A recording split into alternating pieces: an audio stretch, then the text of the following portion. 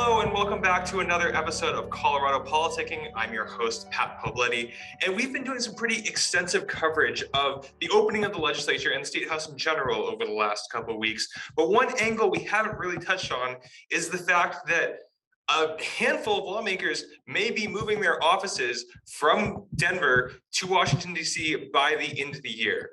We have 7 so far declared candidates from the State House who will be running for either the U.S. House or Senate. In the House, that's Rep. Yadira Carabello, a Democrat from Thornton, running for the 8th CD. Fellow Democrat Don Valdez, also a House member, will be running for the 3rd CD. In the House, on the Republican side, Ron Hanks is running for U.S. Senate, and Dave Williams is going to challenge Doug Lamborn for the Republican nomination to the 5th CD. Flipping over to the State Senate, Senator John Quorum is going to challenge Lauren Boebert in the 3rd congressional district for the Republican nomination. Barbara Kirkmeyer is seeking the newly created nomination for the 8th congressional district, and Brittany Pedersen is jumping into the 7th congressional district race in the immediate aftermath of U.S. Rep. Ed Perlmutter announcing his retirement. Now, on top of that group right there, there's 2 more also kind of considering a run, both from the State House. That's Republican Colin Larson and Democrat Brianna Titone, who are both also eyeing that 7th CD run. So let's bring in Chief Legislative Reporter Marianne Goodland. Marianne, I just gave a list of 9 lawmakers. I'm curious, in terms of your observations so far, how are these people behaving? Is it any different so far? And with the caveat, we are very early in the session, but then how it's been in the past? For some of these lawmakers, no, they're behaving exactly the way you would expect.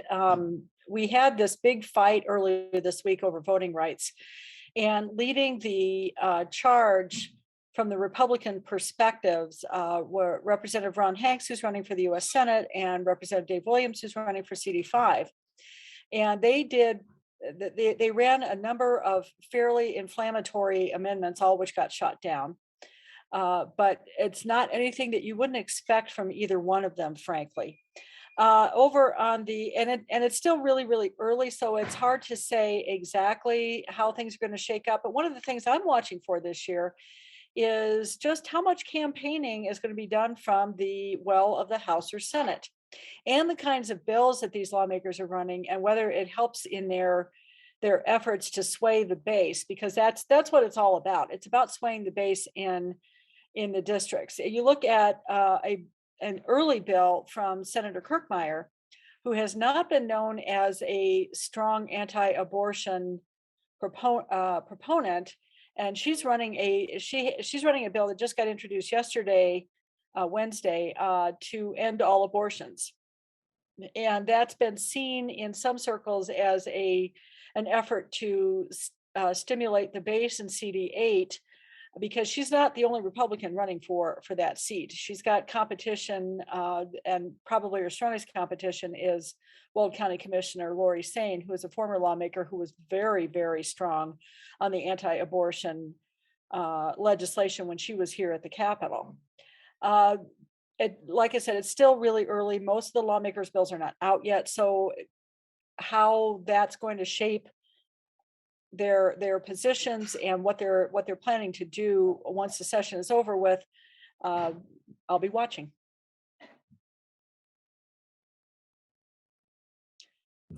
Well, let's go from their day jobs in the Capitol then out to the campaign trail, and nobody covers the campaign trail better than Ernest Luning, who we're going to bring in right now.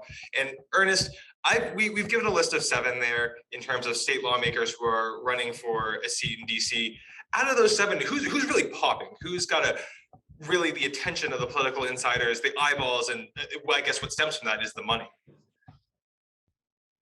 Well, that's a good point, Pat. Right out of the gate, Brittany Pedersen, who's running the race to succeed Democrat Ed Perlmutter, announced that she's running the day after Perlmutter, who's held the suburban 7th congressional district since 2006, said that he wouldn't be seeking a 9th term.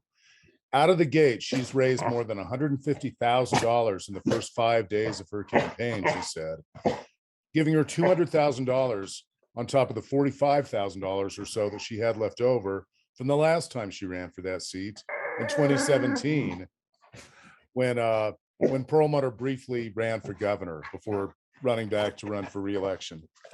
Thanks.